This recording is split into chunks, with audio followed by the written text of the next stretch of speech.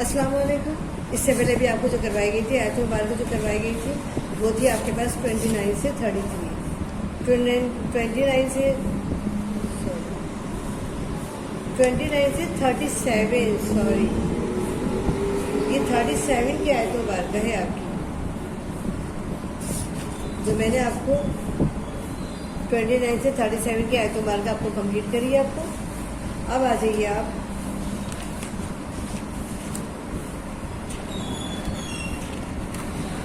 अब आ जाइए 38 से 44 की आयत मुबारक तक, ठीक है। 38 to 44 हम अब निकाल रहे हैं।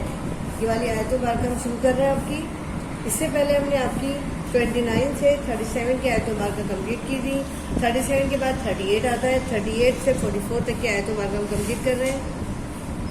आयत मुबारक आप कुरान पाक सही से रीड कीजिए, ज़ेर ज़बर के हवाले से मैं तर्जुमा एक्सप्लेन कर रही हूँ और समझाती जा रही हूँ, रीड कर रही हूँ। ए पैगंबर सल्लल्लाहु अलैहि वसल्लम कुफार से कह दो कि अगर वो अपने अफाल से बाज आ जाएं तो जो हो चुका उन्हें माफ़ कर दिया जाएगा। अब अल्लाह ताला मोहम्मद सल्लल्लाहु अलैहि वसल्लम से मुखातिब होकर फरमा रहा है कि आप कुफार मक्का से मुखातिब होकर ये बात कह दें कि अगर वो अपने अफाल से, यानी जो वो काम कर रहे हैं, जो चाले वो चल रहे हैं मोहम्मद सल्लल्लाहु अलैहि वसल्म के खिलाफ जो चाले चल रहे हैं, अगर वो अपने अफाल से बाज आ जाएं तो जो हो चुका उन्हें माफ़ कर दिया जाएगा, यानी जो कुछ भी हो चुका है उन्हें माफ़ कर दिया जाएगा। और अगर फिर वो वही हरकत करने लगेंगे तो अगले लोगों के जो तरीका जारी हो चुका है वही उनके हक में बरता जाएगा। यानी जो तरीका पहले रखा गया है कि उनको उनके अमाल की सज़ा दी गई थी, वही तरीका फिर उनके हक में भी बरता जाएगा, यानी उनके हक में भी रखा जाएगा और उनके साथ भी वही सलूक किया जाएगा जो कि पहले जो लोगों के साथ किया जा चुका था। और इन लोगों से लड़ते रहो यहाँ तक कि फितना यानी कुफ्र का फसाद बाकी ना रहे और दीन सब खुदा ही का हो जाए।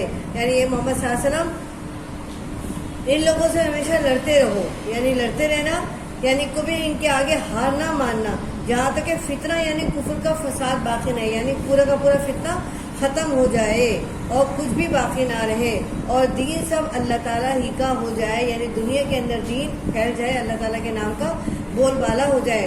और अगर वो बाज आ जाएं तो खुदा उनके कामों को देख रहा है, यानी अगर वो बाज आ जाते हैं तो अल्लाह ताला तो सबको देख रहा है, तो अल्लाह ताला इनके कामों को भी देख रहा है और वो भी दिल से जानता है, यानी सबके अंदर के अमाल सब बेहतर जानता है। और अगर रूह गर्दानी करें और जान रखो कि खुदा तुम्हारा हिमायती है, यानी अगर वो मुंह से कहते हैं कि हम बाद आ जाएंगे, हम ऐसे कोई काम नहीं करेंगे, कोई चाल नहीं चलेंगे, मोहम्मद सल्लल्लाहु अलैहि वसल्लम से आकर वादा करते हैं तो खुदा उनके कामों को देख रहा है, यानी अल्लाह ताला तो उनके दिल का हाल जानता है। लेकिन अगर वो आपके सामने तो कह देते हैं बाद आ जाए, लेकिन अगर उसके बावजूद वो रूह गर्दानी करते हैं और खुफिया तौर पर जो ऐसे मुआहदे करते हैं, ऐसी चाल चलते हैं जो आपके खिलाफ हो, जो इस्लाम के खिलाफ हो, जो मोहम्मद सल्लल्लाहु अलैहि वसल्लम की जान के खिलाफ हो, तो जान रखो कि खुदा तुम्हारा हिमायती है। तो जान रखो मोहम्मद सल्लल्लाहु अलैहि वसल्लम अल्लाह तुम्हारा सबसे बड़ा हिमायती है और वो तुम्हारा खूब हिमायती, यानी अल्लाह से बढ़कर कोई हिमायत करने वाला नहीं है और तुम्हारे लिए वो खूब हिमायती है और खूब मददगार है, यानी तुम्हारा वो खूब मददगार है, अल्लाह ताला से बढ़कर कोई मददगार नहीं। और जान रखो कि जो चीज़ तुम कुफार से लूट कर लाओ इसमें से पांचवा हिस्सा खुदा का और उसके रसूल का और अहले क़राबत का और यतीमों का और मोहताजों का और मुसाफिरों का है। यानी जो भी जब किसी भी जंग में कामयाबी हासिल हो जाएगी तो माल गनीमत हाथ आता है, जब माल गनीमत हाथ आए तो उसमें से अल्लाह ताला हिदायत कर रहा है जो कुफार मक्का के पास से तुम माल लूट कर लाओगे, यानी ये तो अल्लाह ताला मोहम्मद सल्लल्लाहु अलैहि वसल्लम को और मुसलमानों को इस बात की अल्लाह ताला जो है खुशखबरी सुना रहा है कि अगर तुम कामयाब हो जाओगे तो तुम्हें माल गनीमत मिलेगा और जब माल गनीमत मिलेगा तो उसमें से पांचवा हिस्सा खुदा का और उसके रसूल का और अहले क़राबत का निकाल दो और यतीमों का निकालो और मोहताजों का निकालो और मुसाफिरों का निकालो, यानी मुसाफिरों का है, यानी इन तमाम लोगों का निकालने के बाद तुमका सबका हिस्सा देने के बाद अगर तुम खुदा पर और इस नुसरत पर जो कि अल्लाह ताला ने तुम पर इनायत की है, जो फतह तुम्हें कामयाबी अल्लाह ताला ने तुम्हें दी है, ईमान रखते हो, जो हक और बातिल में फ़र्क करने के दिन है, यानी जंग बदर में जिस दिन दोनों फौजों में मुठभेड़ हो गई اپنے بندے محمد صلی اللہ علیہ وسلم پر نازل فرمائی اور خدا ہر چیز پر قادر ہے.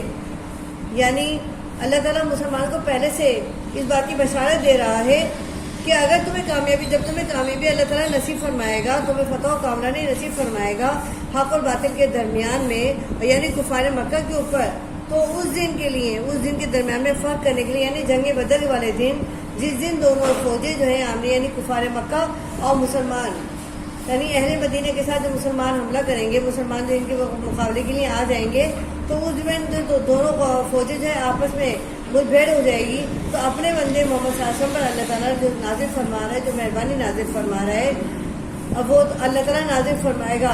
اور کیونکہ خدا ہر چیز پر قادر ہے اور اللہ تعالیٰ جو چاہتا ہے وہی کرتا ہے. جسے کامیابی چاہتا ہے اسے کامیاب کرے گا، اور کامیاب اسے ہی کرے گا جو اللہ تعالیٰ کا فرما بردار بندہ ہوگا، جو حق پر قائم رہے گا، ایمان پر قائم رہے گا اور اللہ تعالیٰ کی باتوں پر اپنا دل سے ایمان رکھے گا، اسی کو اللہ تعالیٰ کامیابی نصیب فرمائے گا. اور جس وقت تم مدینے سے قریب کے ناکے پر تھے اور کافر بعید کے ناکے پر تھے اور قافلہ تم سے نیچے اتر گیا تھا، اور اگر تم جنگ کے لیے آپس میں قرارداد کر لیتے تو وقت معین پر جمع ہونے میں تقدیم و تاخیر ہو جاتی، لیکن خدا کو منظور تھا کہ جو کام ہو کر رہنے والا تھا اسے کر ہی ڈالے، تاکہ جو مرے بصیرت پر مرے اور یہ یقین جان کر مرے کہ، اور جو جیتا رہے وہ بھی بصیرت پر، یعنی یقین یعنی حق کو پہچان کر جیتا رہے. اور کچھ شک نہیں کہ خدا سب سنتا اور جانتا ہے. یعنی اللہ تعالیٰ کیا فرما رہا ہے؟ کفار مکہ کے حوالے سے بات کر رہا ہے اور مومنوں سے بات کر رہا ہے. محمد صلی اللہ علیہ وسلم سے اللہ تعالیٰ مخاطب ہو کر یہ بات کہہ رہا ہے کہ اور خدا اور جس وقت تم مدینے کے قریب کے ناکے پر، یعنی تم مدینے کے قریب تھے اور کفار بعید کے ناکے پر تھے، اور کفار جو تھے دور تھے، اور قافلہ تم سے نیچے اتر گیا، یعنی اس کے باوجود قافلہ جو تھا، یعنی تم سے پہلے جو ہے قافلہ جو میدان میں اتر گیا اور اسے اپنے خیمے نصب کر لیے اور وہ جنگ کے لیے تیار ہو گیا.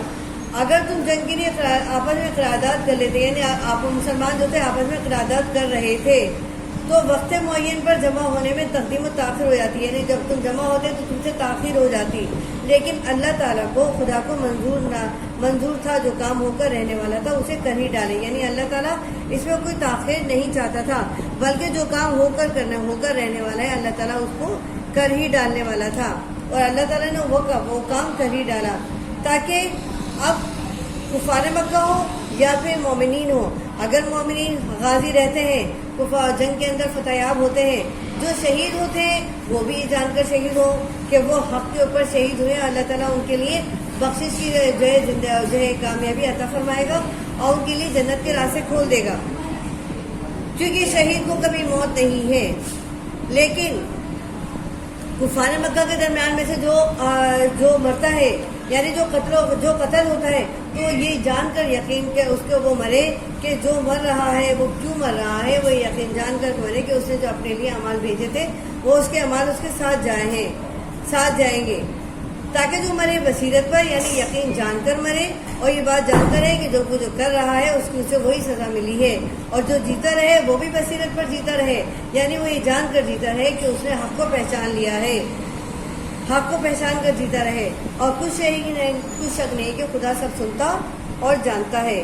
اس وقت خدا نے تمہیں خواب میں کافروں کو تھوڑی تعداد میں دکھایا، اور اگر بہت کر کے دکھاتا تو تم لوگ جی چھوڑ دیتے، یعنی مسلمان جو تھے وہ نا امید ہو جاتے، پریشان ہو جاتے کہ ہم اتنے بڑے لشکر کا مقابلہ کیسے کریں گے. یعنی تو خدا نے مسلمانوں کے ساتھ کیا حکمت عملی اختیار کی کہ اللہ تعالیٰ نے مسلمانوں کو، جب اس وقت خدا نے تمہیں، یعنی حضرت صلی اللہ علیہ وسلم کو اللہ تعالیٰ نے خواب کافروں کو تھوڑی تعداد میں دکھایا، یعنی حضرت صلی اللہ علیہ وسلم کو تھوڑی تعداد میں دکھایا کہ کافر جو ہے وہ تھوڑی تعداد میں ہیں، اور اگر بہت کر کے دکھاتا تو تم جی چھوڑ دیتے، یعنی محمد صلی اللہ علیہ وسلم جو تھے پریشان ہو جاتے اور جو ہے جی چھوڑ دیتے، اور جو ہے مومنین بھی پریشان ہو جاتے. تو اللہ تعالیٰ یہ بات نہیں چاہتا تھا، اسی لیے اللہ تعالیٰ نے خواب میں حضرت صلی اللہ علیہ وسلم کو کفار کی تعداد تھوڑی دکھائی، اور جو کام درپیش تھا اس میں جھگڑنے لگے، یعنی جو ہے مسلمان جو ہے وہ اس بات پہ جھگڑنے لگے کہ اب کیا ہوگا. لیکن خدا نے تمہیں اس سے بچا لیا، یعنی آپس میں جھگڑا ہونے سے بہتر تھا کہ اللہ تعالیٰ نے ایسا ہونے ہی نہیں دیا، کیونکہ اللہ تعالیٰ جب اس بات کو بچانا چاہتا ہے اس کو وہ کام ہونے سے پہلے ہی اللہ تعالیٰ بچا لیتا ہے. بے شک وہ سینوں کی باتوں تک سے واقف تھا، یعنی مسلمان جو تھے جو سینوں میں اپنے دبائے بیٹھے تھے باتیں، اللہ تعالیٰ تو ان سے بھی واقف تھا۔ اللہ تعالیٰ تو مومن کے یا انسان کے شہرت سے بھی قریب ہے۔ جب تک ہمارا خیال دل میں آتا ہے یا دماغ میں آتا ہے، اللہ تعالیٰ اس سے بھی پہلے انسان کے تمام خیالات اور جو جذبات کو سمجھ لیتا ہے۔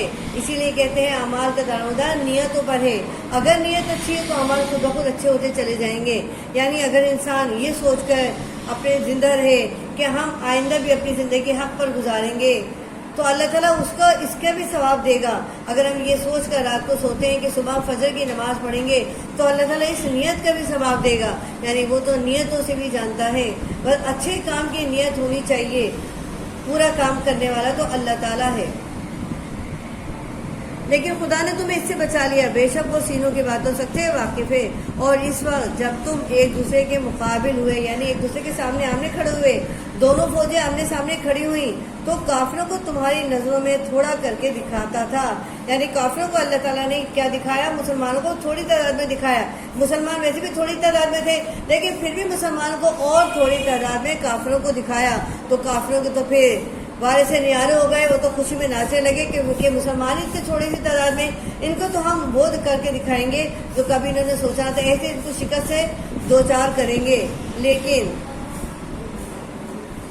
کافروں کو تمہاری نظر میں تھوڑا کر کے دکھاتا تھا اور تم ان کی نگاہوں میں تھوڑا کر کے دکھاتے، یعنی مسلمانوں کو کافروں کی تعداد تھوڑی دکھائی اور کافروں کو مسلمانوں کی تعداد تھوڑی دکھائی۔ یہ تو سب اللہ تعالیٰ ہی قادر ہے، اللہ تعالیٰ ہی کرنے والا ہے، اللہ تعالیٰ ہی دکھانے والا ہے۔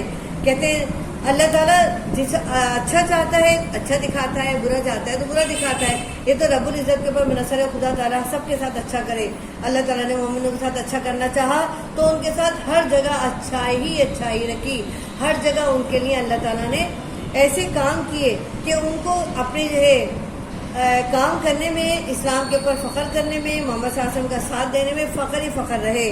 وہ کبھی اس بات کا افسوس نہ کریں کہ ہم اس دین میں داخل کیسے ہوئے، بلکہ اللہ تعالیٰ نے جو مدد کا وعدہ کیا تھا وہ اللہ تعالیٰ نے پورا کر کے دکھایا، تاکہ خدا کو جو کام کرنا منظور تھا اسے کر ڈالے۔ یعنی اب اللہ تعالیٰ کو کیا کام کرنا منظور تھا کہ دونوں فوجیں آمنے سامنے ہوئی ہیں، تو جو حق پر ہے اس کو فتح نصیب ہو، اور جو حق پر نہیں ہے، جو کفار مکہ کے حوالے سے ہے ان کے لیے بات کی جاتی ہے کہ وہ محمد صلی اللہ علیہ وسلم اور مومنوں کے لیے صرف اور صرف جو ہے ان کے لیے سازشیں کرتے تھے، تو اللہ تعالیٰ نے ایسے لوگوں کے لیے شکست کر ڈالی، شکست نصیب کر دے، شکست ان کے نصیب میں لکھی، یعنی فتح جو ہے مسلمانوں کے نصیب میں لکھی اور شکست کافروں کے نصیب میں لکھی۔ جبکہ کافر ابھی یہ بات جانتے نہیں تھے، وہ تو اپنی تعداد، اپنے اسلحے پر، اپنے جو ہے تمام اس پر فیصلوں پر غرور تکبر میں مبتلا تھے، اپنی تعداد پر غرور تکبر میں مبتلا، اپنی دولت پر تھے، انہیں یہ پتہ ہی نہیں تھا کہ آگے کیا ہونے والا ہے۔ آگے کے بارے میں تو صرف اور صرف اللہ تعالیٰ کے علاوہ کوئی نہیں جانتا،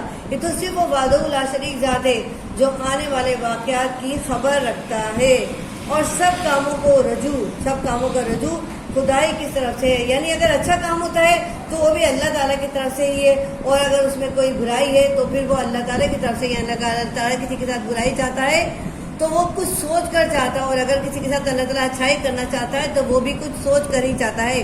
جیسے کفار مکہ کے ساتھ برائی تھی، ان کو شکست نصیب ہونا تھا تو ان کو غرور تکبر میں مبتلا کر دیا، اور مسلمانوں کو ساتھ فتح نصیب کرنی تھی، تو تھوڑی تعداد میں ہونے کے باوجود اللہ تعالیٰ نے مسلمانوں کو فتح و کامرانی نصیب کی۔ اور یہی بات اللہ تعالیٰ دکھانا چاہتا ہے، بتانا چاہتا ہے کہ اللہ تعالیٰ قادر مطلق ہے، ہر بات جاننے والا ہے، جسے چاہے کامیابی عطا کرے، جسے چاہے فتح نصیب جو ہے شکست نصیب کرے۔ یہ تو رب العزت کے اوپر منحصر ہے، وہ حکمت عملی سے کام لیتا ہے، کیونکہ اس وقت اسلام کا بول بالا کرنا ہے، مسلمانوں کو اللہ تعالیٰ کے قریب کرنا ہے، تو اللہ تعالیٰ نے کچھ ایسے کام کیے کہ مسلمانوں کا جو ایمان اللہ تعالیٰ کے اوپر پختہ ہوتا چلا گیا، اور پھر محمد صلی اللہ علیہ وسلم مومنوں کے ساتھ تھے تو پھر ان کے ساتھ برا ہونا تو ناممکن سی بات کی۔ اللہ تعالیٰ تو محمد صلی اللہ علیہ وسلم کو ذرا سی تکلیف دینا بھی پسند نہیں کرتا، تو پھر اتنی بڑی کامیابی کیسے نہ دیتا۔ محمد صلی اللہ علیہ وسلم اللہ تعالیٰ کے محبوب پیغمبر ہیں، محبوب خدا ہیں، اور جو محبوب خدا بن جائے اس کا تو اللہ تعالیٰ بیڑا پار کر دیتا ہے، فتح و نصرت سے کامیابی نصیب کرتا ہے۔ اور ایسے ہی کامیاب ہونے والوں کو اللہ تعالیٰ دنیا میں نام رکھتا ہے. محمد صلی اللہ علیہ وسلم کی بیٹے نہ ہونے کے باوجود اللہ تعالیٰ نے ان کا نام رہتی دنیا تک رکھا. سورہ کوثر کے اندر کفار مکہ آپ صلی اللہ علیہ وسلم کو کہا کرتے تھے کہ آپ کے بیٹے نہیں ہیں تو آپ کا نام کیسے چلے گا. اللہ تعالیٰ نے دکھا دیا ضروری نہیں جس کے بیٹے نہ ہو اس کا نام نہ چلے، بلکہ اللہ تعالیٰ جسے چاہتا ہے اس کا نام رہتی دنیا تک رکھتا ہے. ہمارا تو دنیا کے اندر رہتے ہوئے بیٹے ہونے کے باوجود ہمارا دنیا سے نام و نشان مٹ جائے گا، لیکن جن کا نہیں ان کا تو اللہ تعالیٰ ہے.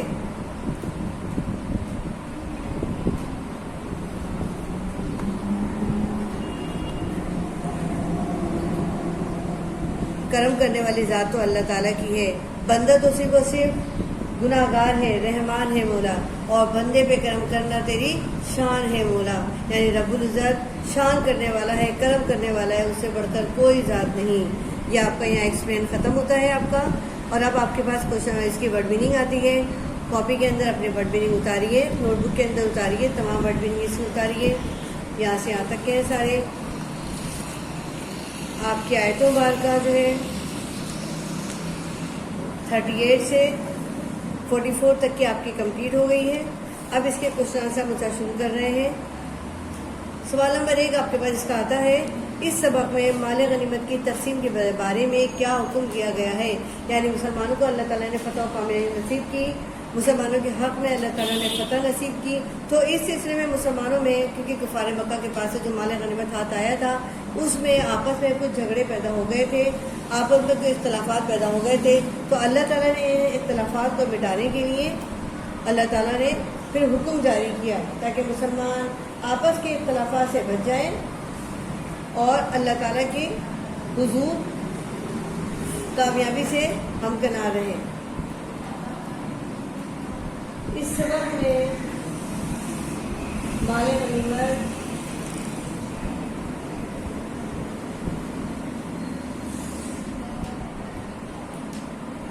کی تقسیم کے بارے میں کیا حکم دیا گیا ہے. اسٹارٹ کیجئے.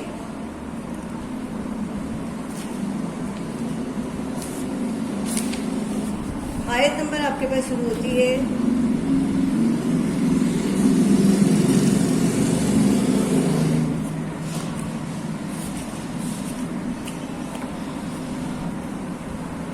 38 to 44.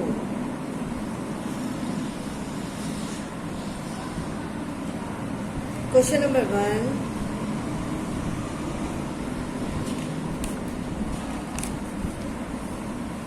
اس سبق میں مال غنیمت کی تقسیم کے بارے میں کیا حکم دیا گیا ہے. ہیڈنگ ہے مال غنیمت کی تقسیم.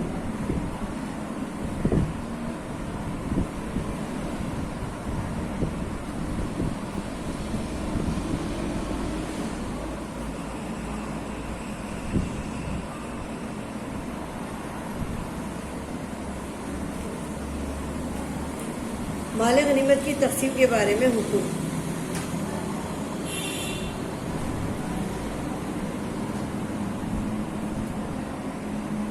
جواب اسٹارٹ کیجئے.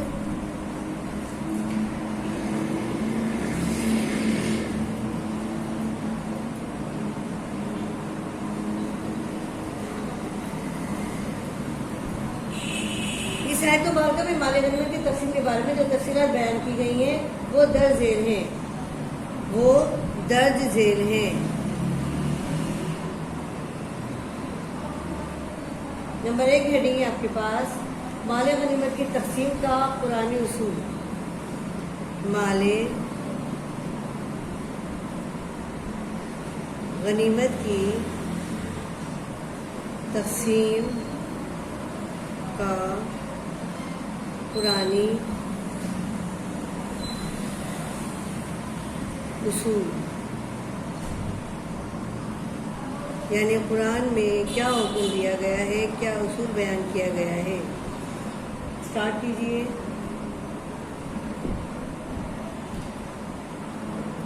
مال غنیمت میں سے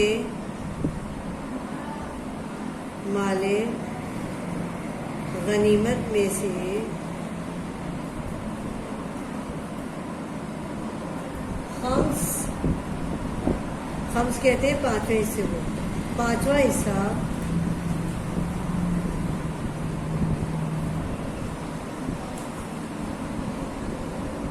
5واں حصہ الگ کر لیا جائے، الگ کر لیا جائے۔ نمبر 2 کیا ہے ہمارے پاس؟ ایک حصہ اپنے اور اپنے متعلقین کے لیے، ایک حصہ اپنے اور اپنے متعلقین کے لیے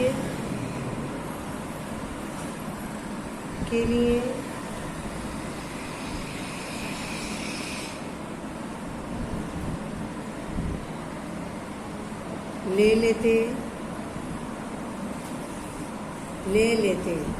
اپنے متعلقین کے لیے لے لیتے۔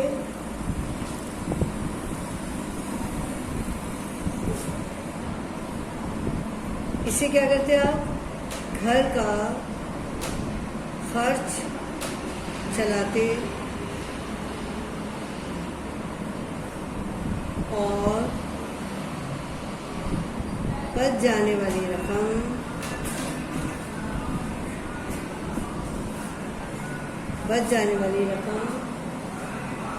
سے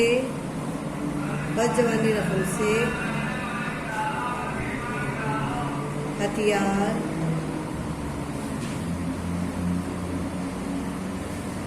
اور گھوڑے خریدتے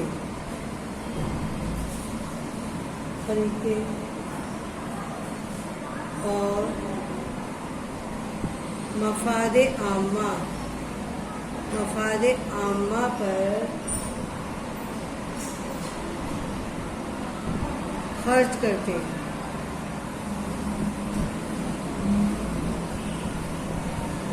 یعنی دوسرے حصے کے بارے میں یہ کہا جاتا ہے مال غنیمت میں سے خمس 5واں حصہ الگ کر لیا جائے۔ اب اس میں سے کیا کیا جائے گا؟ ایک حصہ اپنے اور اپنے متعلقین کے لیے لے لیتے، گھر کا خرچ چلاتے اور بچ جانے والی رقم سے ہتھیار، یہ ہتھیار امپورٹنٹ چیز ہے، گھوڑے امپورٹنٹ چیز ہے، گھوڑے خریدتے اور مفاد عامہ پر خرچ کرتے۔ ٹھیک ہے، نمبر 2 ہو گیا۔ نمبر 3 پر آ جائیے۔ نمبر 3 کیا ہے ہمارے پاس؟ ایک حصہ قرابت داروں میں تقسیم کرتے، ایک حصہ قرابت داروں میں تقسیم کرتے۔ ٹھیک ہے، تیسرا حصہ نمبر 2، نمبر 4، تیسرا حصہ ایک حصہ یتیموں کی کفالت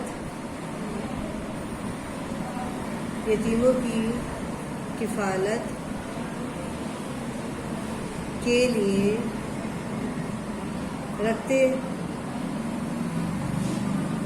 ٹھیک ہے، نمبر 4 پہ آ رہا ہے ایک حصہ یتیموں کی کفالت کے لیے رکھتے،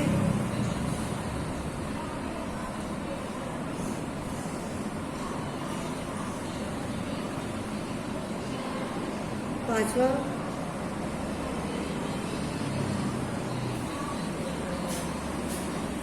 ایک حصہ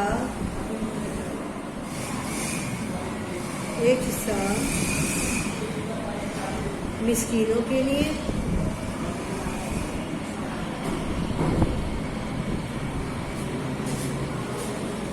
ایک حصہ مسکینوں کو عطا فرماتے،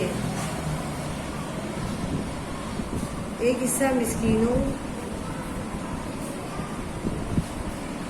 کو عطا فرماتے۔ ٹھیک ہے، ایک حصہ مسکینوں کو عطا فرماتے، یعنی ایک حصہ مسکینوں کو دے دیا جاتا اور ایک حصہ مسافروں کو عطا فرماتے۔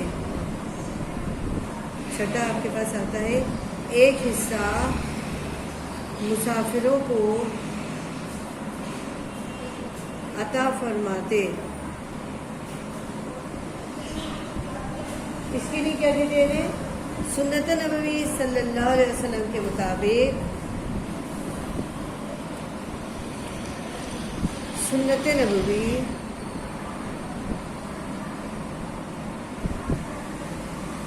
نبوی صلی اللہ علیہ وسلم کے مطابق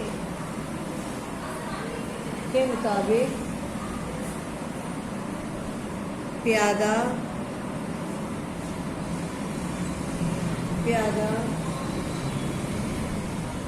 مجاہد کو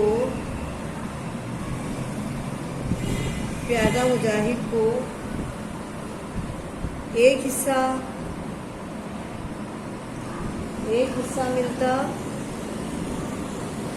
ملتا تھا،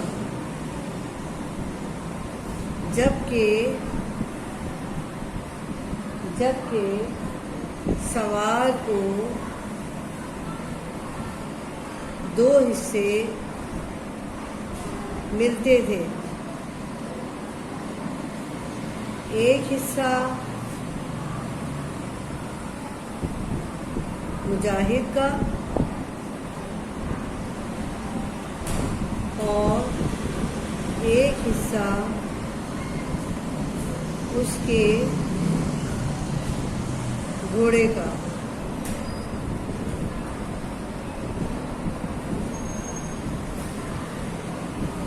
آپ کا یہ سوال نمبر 1 جو ہے آپ کا کمپلیٹ ہوتا ہے۔ کوشچن نمبر 1 آپ کے پاس ہے مال غنیمت کی تقسیم کے بارے میں اللہ تعالیٰ نے کیا حکم دیا ہے۔ مال غنیمت کی تقسیم کے بارے میں حکم درج ذیل ہے، ٹھیک ہے۔ یہ لائن آپ پوری لکھیں گے، میں ہاف لکھتی ہوں، آپ ہاف نہیں لکھیں گے بلکہ پورا لائن لکھیں گے۔ مال غنیمت کی تقسیم کے بارے میں درج ذیل حکم ہے، ٹھیک ہے۔ اب آپ کے پاس یہ آ گیا، یعنی مال غنیمت کی تقسیم کا قرآنی اصول کیا ہے، کس طرح اللہ تعالیٰ نے۔ نمبر 1 پوائنٹ آپ کا کمپلیٹ ہو گیا۔ نمبر 2 آپ کا ہو گیا، ایک حصہ اپنے اور اپنے متعلقین کے لیے لے لیتے، گھر کا خرچ چلاتے اور بچ جانے والی رقم سے ہتھیار گھوڑے خریدتے اور مفاد عامہ پر خرچ کرتے۔ اب نمبر 3 آپ کے پاس ایک حصہ قرابت داروں میں تقسیم کرتے۔ نمبر 4 ہے آپ کے پاس ایک حصہ یتیموں کی کفالت کے لیے رکھتے۔ نمبر 5 ہے آپ کے پاس ایک حصہ مسکینوں کو عطا فرماتے۔ نمبر 6 پوائنٹ ہے آپ کے پاس ایک حصہ مسافروں کو عطا فرماتے۔ اور سنت نبوی صلی اللہ علیہ وسلم کے مطابق آپ پیادہ مجاہد کو ایک حصہ دے ملتا تھا، یعنی آپ سے آسم دو پیادہ مجاہد کو کے مطابق ایک حصہ ملتا تھا، جبکہ سوار کو 2 حصے ملتے تھے۔ وہ کس طرح؟ ایک حصہ مجاہد کا ہوتا تھا اور ایک حصہ اس کے گھوڑے کا ہوتا تھا، یعنی اللہ حضور صلی اللہ علیہ وسلم جانوروں کا بھی بہت زیادہ خیال رکھتے تھے، کسی پر بوجھ نہیں ڈالتے تھے۔ اگر مجاہد کا ایک حصہ ہوتا تھا تو ایک حصہ اس کے گھوڑے کا عنایت فرماتے تھے تاکہ گھوڑا بھی صحت مند رہے۔ اب کوشچن نمبر 2 آپ کا اسٹارٹ ہوتا ہے، اس کے اندر اللہ تعالیٰ کا خصوصی انعام و احسان، یعنی کوشچن ہمارے پاس کیا آتا ہے؟ کوشچن ہے ہمارے پاس کفار کے مطالعے کے باوجود، یہ نہیں ہے، یہ آیا اللہ تعالیٰ نے غزوہ بدر میں مسلمان کی کامیابی کے لیے کس طرح خصوصی انعام و احسان کا ذکر فرمایا ہے۔ یعنی پہلا کوشچن آپ کا کمپلیٹ ہو گیا ہے مال غنیمت کی تقسیم کے بارے میں۔ دوسرا اسٹارٹ ہوتا ہے اللہ تعالیٰ نے غزوہ بدر کے حوالے سے مسلمانوں کی کامیابی کے لیے کس طرح خصوصی انعام و احسان کا ذکر فرمایا ہے۔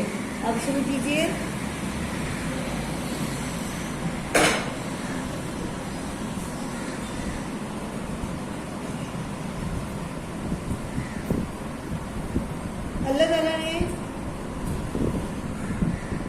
اللہ تعالیٰ کا خصوصی انعام و احسان، ہیڈنگ ہے آپ کے پاس یہ اللہ تعالیٰ کا خصوصی انعام و احسان۔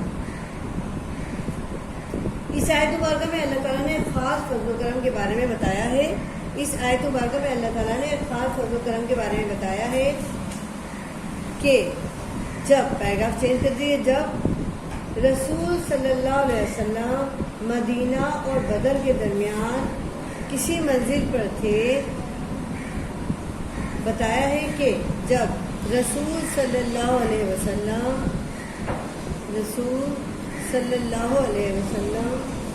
مدینہ اور بدر کے درمیان کسی منزل پر تھے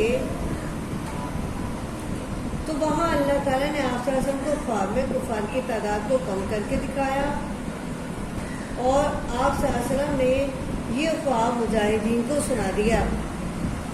اور آپ صلی اللہ علیہ وسلم نے یہ خواب مجاہدین کو سنایا تو انہیں اطمینان نصیب ہوا اور اگر اس کے برعکس کافروں کی تعداد زیادہ دکھائی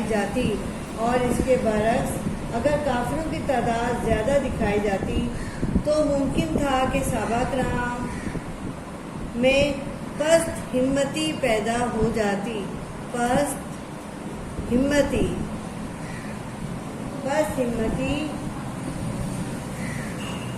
کا خوف پیدا ہو جاتا پست ہمتی کا خوف پیدا ہو جاتا پست ہمتی کا خوف پیدا ہو جاتا اور یہ بھی ممکن تھا کہ وہ آپس میں اختلافات کرنے لگتے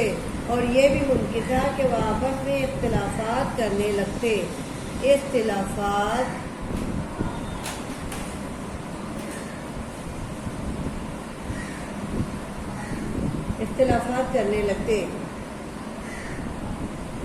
لہذا اللہ تعالیٰ نے مومنوں پر ایک مہربانی یہ کی کہ انہیں کفار کی تعداد کم کر کے دکھائی، جبکہ جنگ شروع ہونے سے پہلے کفاروں کو مسلمان تعداد میں تھوڑے دکھائے گئے، جبکہ جنگ شروع ہونے سے پہلے کافروں کو اللہ تعالیٰ نے مسلمانوں کی تعداد تھوڑی دکھائی اور مسلمانوں کو کفار تعداد میں تھوڑے نظر آ رہے تھے، اور مسلمانوں کو جنگ میں کفار تعداد میں تھوڑے نظر آ رہے تھے۔ یہ اللہ تعالیٰ کی ہی مہربانی تھی کہ کفار مسلمانوں کو تعداد میں تھوڑے نظر آ رہے تھے، ورنہ ہو سکتا تھا کہ صحابہ کرام کو اگر کفار کی تعداد زیادہ دکھائی دیتی، یعنی ہو سکتا تھا کہ اللہ تعالیٰ اگر جنگ میں ہو سکتا تھا کہ جنگ میں مسلمانوں کو کفار کی تعداد زیادہ دکھائی دیتی تو وہ ہمت ہار بیٹھتے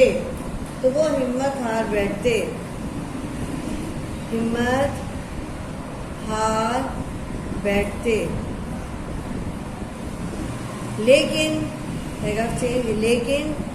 اللہ تعالیٰ نے ایسا نہیں کیا، بلکہ اللہ تعالیٰ نے نظریں بھی، یعنی جو انسان دیکھ رہا ہے وہ بھی اللہ تعالیٰ کے مطابق ہی دیکھ رہا تھا، یعنی مجاہدین کو جو کچھ نظر آ رہا تھا وہ اللہ تعالیٰ کے مطابق ہی نظر آ رہا تھا۔ اتنا بڑا لشکر ہونے کے باوجود مسلمانوں کو کفار کی تعداد تھوڑی دکھائی دے رہی تھی۔